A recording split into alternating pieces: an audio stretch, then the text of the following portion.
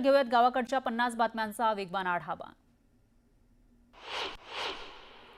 सांगली जिल्ह्यामध्ये गेल्या 2 दिवसांपासून जोरदार पाऊस पडतोय। पावसामुळे तासगाव शहरातल्या कापूर ओढ्याला पूर आला, तर इतर ओढे नालेही दुथडी भरून वाहू लागले। दौंड तालुक्यात काही दिवसांच्या विश्रांतीनंतर पुन्हा पावसाने जोरदार हजेरी लावली। पावसामुळे आता शेतीची कामं ठप्प होण्याची शक्यता आहे। बारामती शहर आणि ग्रामीण भागामध्ये पावसाने हजेरी लावलेली आहे, त्यामुळे बाजारपेठेतील नागरिकांची मात्र तारांबळ उडाली। सोलापूर कृषी उत्पन्न बाजार समितीमध्ये पाणी साचल्यामुळे शेतकऱ्यांचे हाल होत आहेत। कांदा मार्केटमध्ये साचलेल्या पाण्यामुळे कांद्याचं मोठं नुकसान झालंय, त्यामुळे शेतकरी आर्थिक संकटात सापडलाय। छत्रपती संभाजीनगर जिल्ह्यात जोरदार पाऊस झाला। संभाजीनगरातल्या ग्रामीण भागातील पेरणी पूर्ण झाली आहे, त्यामुळे शेतकऱ्यांमध्ये आनंदाचं वातावरण आहे, तर शेतकऱ्यांकडून शेती कामांची लगबग सुरू आहे। परभणीच्या पावसाने जोरदार हजेरी लावली आहे। यावेळी आलेल्या पावसामुळे रस्त्यांची दुरावस्था झाली, दरम्यान तातडीने रस्ता दुरुस्त करण्याची मागणी नागरिकांनी केली।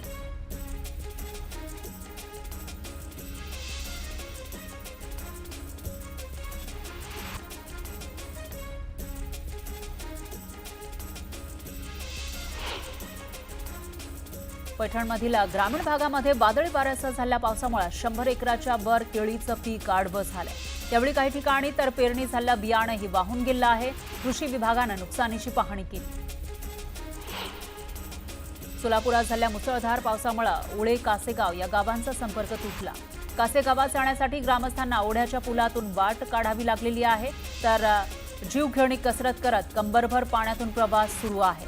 मात्र याकडे सरकार दुर्लक्ष करत असल्याचं ग्रामस्थांनी म्हटलंय। शिरूर, आंबेगाव, खेड आणि सुन्नरमधील अनेक गावांना मुसळधार पावसानं झोडपलं, त्यामुळे खरीप हंगामाच्या पेरण्यांना याचा फायदा होणार आहे। पण दुसरीकडे वादळी वाऱ्यानं मात्र फळबागांचं मोठं नुकसान झालंय। कोल्हापूरच्या ओढ्यातून वाहून गेलेल्या शाळकरी विद्यार्थ्याचा मृतदेह सापडला। ओढा ओलांडत असताना पाण्याचा अंदाज न आल्यानं 11 वर्षीय शाळकरी मुलगा वाहून गेला होता। जळगाव जिल्ह्यात वादळी वाऱ्यासह झालेल्या मुसळधार पावसामुळे मोठ्या प्रमाणामध्ये नुकसान झालंय। यात 3घांचा मृत्यू झालाय, तर 7 तालुक्यांमध्ये जास्त नुकसान झाल्याची माहिती जिल्हाधिकाऱ्यांनी दिली। अनेकांच्या घरावरील पत्रे उडाले, घरांची पडझड सुद्धा झाली।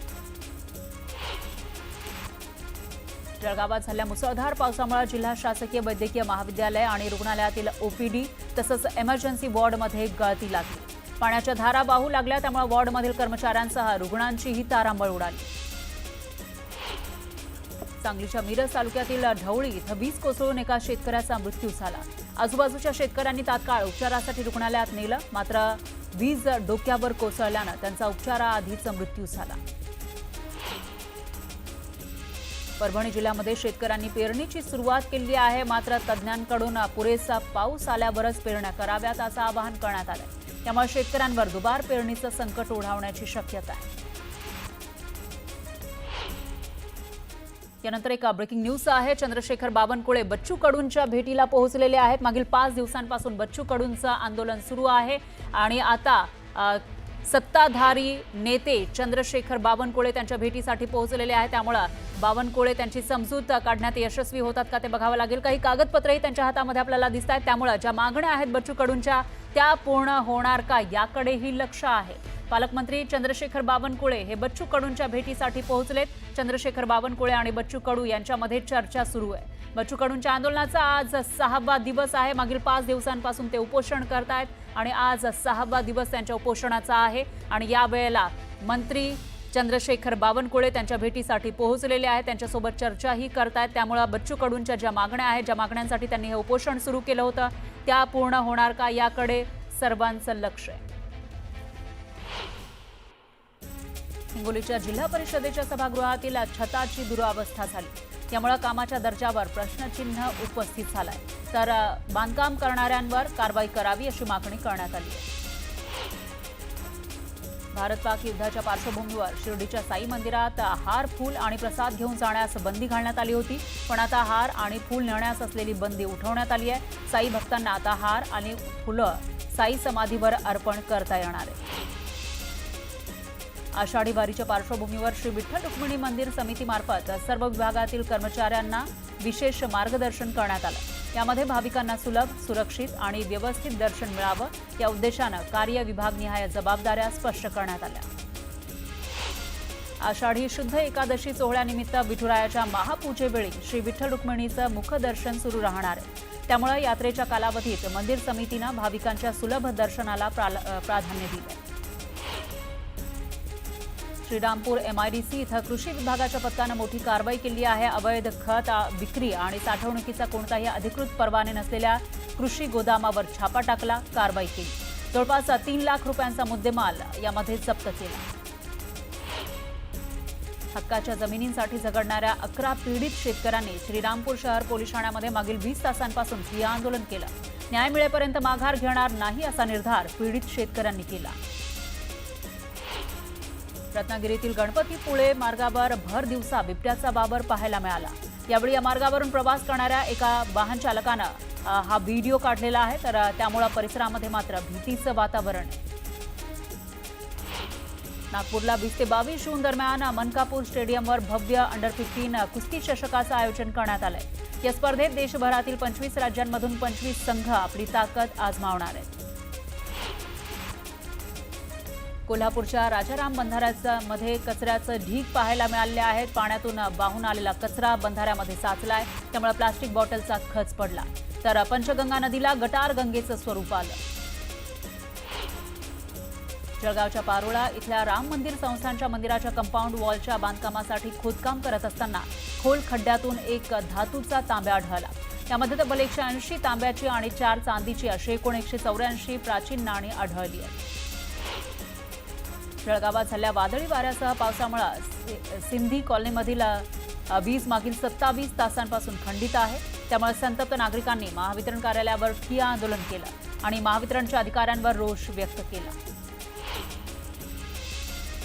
जळगाव जिल्ह्यातील धरणगाव इथल्या प्राचीन मंदिराकडे जाणाऱ्या रस्त्यावरील संरक्षण भिंतीचं काम निकृष्ट दर्जाचं असल्याचा आरोप ठाकरे गटानं केलाय। यावेळी त्याच भिंतीवर बसून आंदोलन करत सखोल चौकशीची मागणी शिवसेना UBTनं केली। धाराशिव जिल्ह्यातील रेल्वेच्या कामामुळे रस्त्यावर मोठ्या प्रमाणामध्ये चिखल झाला होता। याच चिखलामुळे अपघातांच्या प्रमाणातही वाढ झाली। त्यामुळे खासदार ओमराजे निंबाळकर यांनी रात्रीच प्रशासनाला रस्ता धुवायला लावला। रेल्वे प्रशासनाला धारेवर धरत रस्ता पाण्यानं स्वच्छ धुवायला लावला। गोंदियामध्ये हरणाच्या पिल्लाला अज्ञात वाहनानं धडक दिली। यावेळी जखमी पिल्लाला एका हॉटेल चालकानं जीवनदान दिलं।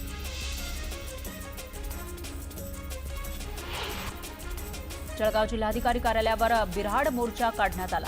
जमिनीवरील हक्क, घरकुल, मोफत रेशन, जात दाखल्यांचे सुलभीकरण, आरक्षण, रोजगार आणि शिक्षण यासारख्या विविध मागण्यांसाठी लोकसंघर्ष मोर्चाच्या वतीनं हे आंदोलन करण्यात आलं। शिवसेनेच्या ठाकरे गटानं धरणगाव तहसील कार्यालयावर मोर्चा काढला। पावसामुळे नुकसान झालेल्या शेती पिकांची नुकसान भरपाई द्यावी अशी मागणी केली। यावेळी कार्यकर्त्यांनी जोरदार घोषणाबाजी केली। जळगाव जिल्हाधिकारी कार्यालयासमोर शिवसेनेच्या कार्यकर्त्यांनी आंदोलन केलं। शेतकऱ्यांना नुकसान भरपाई देण्याची मागणी करण्यात आली, तर मागणी मान्य न केल्यास तीव्र आंदोलनाचा इशाराही कार्यकर्त्यांनी दिला।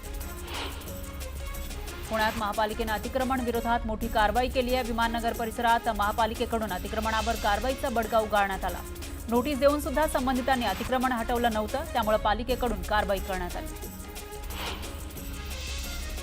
नागपूरच्या हेलिकॉप्टरच्या कारखान्याची निर्मिती आता या ठिकाणी केली जाणार आहे, तर महाराष्ट्र सरकार आणि मॅक्स एरोस्पेस अँड एव्हिएशन यांच्यामध्ये याबाबत करार झालाय। कराराच्या माध्यमातून 8,000 कोटी रुपयांची गुंतवणूक केली जाणार आहे।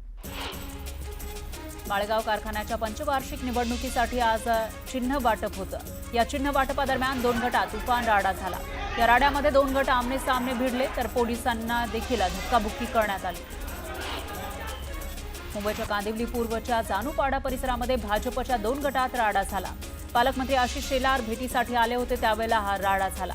दरम्यान पोलिसांनी भाजपचे पदाधिकारी देवांग दवे यांना ताब्यात घेतलं। हिंगोलीच्या बौर गावामध्ये शासकीय निधीच्या कामाच्या चौकशी दरम्यान 2 गटात वाद झाला। यावेळी झालेल्या हाणामारीचा व्हिडिओ समोर आलाय। या प्रकरणात हाणामारी करणाऱ्यांवर गुन्हा दाखल करण्यात आला।